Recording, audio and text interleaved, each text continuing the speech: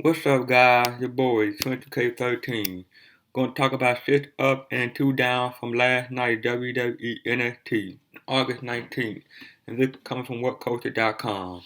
This week edition of NXT was the last episode before Saturday Night Takeover event in Brooklyn. The episode was taped last week as the first episode in a taping that includes 3 other episodes as well. When they went over the takeover card during the broadcast, they said it was a double main event featuring the NXT title and women's title matches. That just shows how much progress NXT has made in terms of how they feature their female performer. They want us to think of the women as main eventer. That's an amazing sign. They also did a really good job of promoting all the takeover matches and even mentioned some of the matches on next week's NXT broadcast that will be taped in Brooklyn. Here are the key matches and segments from this week's show. Sasha Banks and Bayley had a contract signed for their NXT Women's title match at TakeOver. Tyler Breeze defeats Vazan, Zack Ryder, Mojo Rawley, Enzo Amore, and Colin Cassidy defeat 4 unknown wrestlers.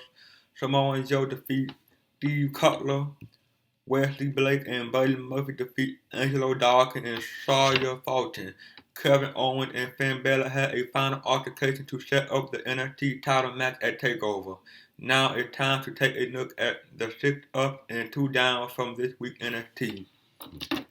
Down. Number 2. The Vaudevillains look like fools again. Following Blake and Murphy win over Dawkins and Fulton, the Vaudevillains showed up. The duo of Aiden English and Simon Gotch are getting a tag team title shot at Saturday TakeOver event, and they come close to beating B&M for the titles in the past. Post-match, Alexa Bliss, the manager of Blake and Murphy, got in the face of the Vaudevillains, who showed up at the top of the ramp. Instead of English and Gotch putting Bliss in her place, she ended up slapping them again. I realized that the Vaudevillains obviously aren't going to hit her back because man-on-woman violence is frowned upon as it should be. But I feel like this segment could have been better. The Vaudevillains should have been fired up by what she did and then went after Blake and Murphy. Instead, they just stood there and didn't even have a verbal reply that was good. The story is building to the Vaudevillains finding a female friend and having her neutralize Bliss so that they can win the title. I just thought that the Vaudevillains could have been a bit more aggressive and convincing in terms of how they look heading into Saturday's match. Number 1. There were no matches over 4 minutes long. Is there a problem with the NXT TV show of late? Is that they really aren't putting on long matches that often? This week's show was very good all around, but if you tune into NXT hoping to see some classic match, then you would have been disappointed. The longest match of the night was the match where the team of Blake and Murphy beat Angelo Dawkins and Sawyer Fulton. It went 3 minutes and 35 seconds in length. When the show runs 59 minutes and 40 seconds in length, and they can't have one match that goes longer than 4 minutes, that's a bad sign. Hardcore NXT fans probably don't care and may not have even noticed, but it's definitely one of those things that was noticeable this week. If fans want to see longer matches featuring these performers, then that was the NXT TakeOver Brooklyn show is for on Saturday. That's why WWE probably felt like doing a show built more on promos and angle instead of putting on longer matches. It was an entertaining pro wrestling show from start to finish, but it lacked a bit in terms of in-ring action. Tyler Breeze sent a message to Houston Liger. Tyler Breeze is facing Houston Liger on Saturday, so he needed a warm-up match on this week's NXT show. Instead of giving him an NXT regular as an opponent, he faced a guy whose name was Vazan. The wrestler in question used the name Rob Vazan, although they never said his name during the broadcast. Part of the reason this isn't up is because that name is a reference to Triple H's original wrestling name, Terra Vazan. Hunter got that name from his trainer, Killer Kawaki, and he didn't use it for long, but it is still pretty comical.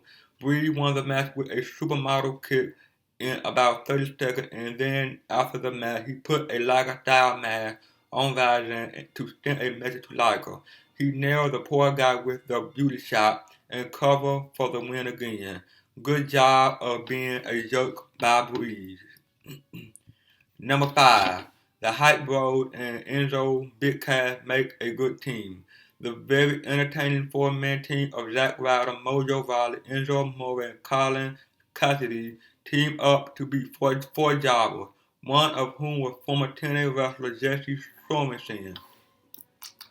It was no surprise that the crowd loved seeing the Hype Bros and Enzo Cass teaming together because they are both popular teams that the fans love. The reason the match was done is because they are taping an 8-man tag match on Saturday that will be shown on next week's NXT. So it was a way to show that they worked well together. There was a great spot in particular that I like when Ryder hit a mental drop kick that he turned into a near fall when he landed on top of his opponent to get a 2 count. One of the bright spots about the NXT roster right now is the strength and depth of the tag team division. Both the Hype Bros and Enzo Cass could easily be in the NXT tag team title picture at any time, which is more than you can say for some other teams on the main roster. Number 4. Baron Corbin hit End of Days on Samoa Joe. This is a simple point but worth mentioning because the Samoa Joe Baron Corbin takeover match needed a bit more of a push and they got it this week. Following Joe's clean win over Steve Cutler, Corbin attacked him from behind. That's an easy way to get heat for a cheap heel, which Corbin is trying to be. He's a big guy that shouldn't have to resort to cheap shots, but he does it because he wanted to get the advantage. Corbin's attack was very physical as he nailed him with a stiff-looking boot to the face and then they battled towards the ring. When it looked like Joe was going to make a comeback, Corbin caught him and slammed him down with the End of Days. It looked so impressive on a bigger man like Joe. When Corbin does it on smaller guys, it's no big deal. But on Joe, it looked mighty impressive. Heel Corbin is much more entertaining than the face version. Joe can probably get a good match out of him at TakeOver, and I think Joe will walk away with a victory. Number 3. Finn Balor is a man of few words. The ending of this week's show saw Finn Balor come out to the ring to confront Owen. It wasn't a long promo duel. Owen spoke for over 5 minutes, more on that later, while Balor only said a couple of sentences. After Balor showed up and won their battle by sending Owen out of the ring, he posed on the ladder and sent a final message to Owen. This is what Balor said in his promo. And I quote, Kevin Owens, on Saturday at TakeOver, not only am I going to beat you for the NXT Championship, I'm going to kick your ass and shut your mouth. All you had to do was listen to the crowd reaction and their chant during that final segment to know that they are ready for this ladder match at TakeOver on Saturday. The crowd in Brooklyn will probably be ready for it too. Balor capable of delivering great promo, but in this case he let his actions speak louder than his words, although his few words were very powerful and spoken with the confidence of a champion. Number 2. Bayley and Sasha Banks sell their match championship intensity.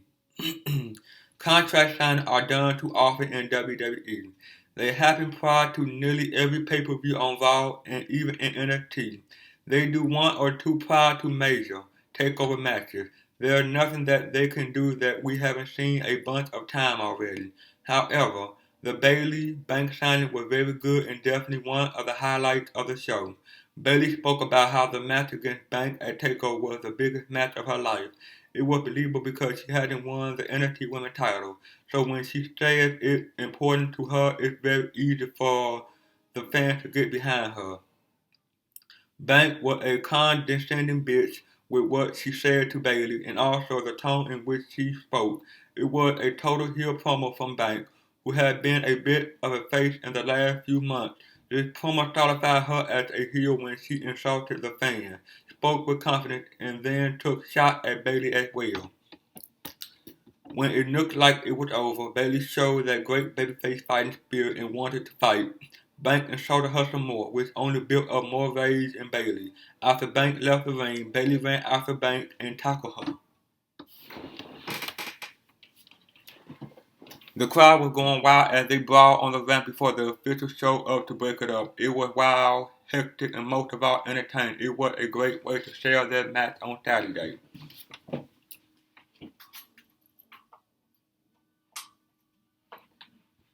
Number 1. Kevin Owens delivered a money promo. There really aren't that many guys in WWE that can deliver great money-making style promo anymore. Paul Heyman can do it all the time and John Cena can sometimes, but after that it's pretty questionable.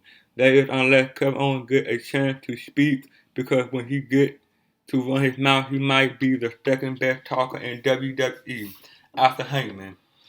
The brilliance of his promo this week focused on the NXT crowd in Orlando, who have been booing any mention of the next takeover event in Brooklyn for several weeks now. That kind of promo generates a great reaction from people, whether they are mad at him for what he said to rile up the crowd, or if they just appreciate the brilliance of what he said. Owens was out there to be a pure heel that did his job in riling up the crowd. He called them the John Cena of wrestling fans and said they were ungrateful. All of a sudden, he wasn't a cool heel to them anymore. He was a joke that they wanted to boo. For whatever reason, WWE doesn't really let Owens talk on the main roster anymore, even though he's a gifted and natural talker. At least he's still there in NXT, and hopefully he's there for many more months ahead. Well, that's it, guys. Like, comment, subscribe. See you guys on the next one. Peace.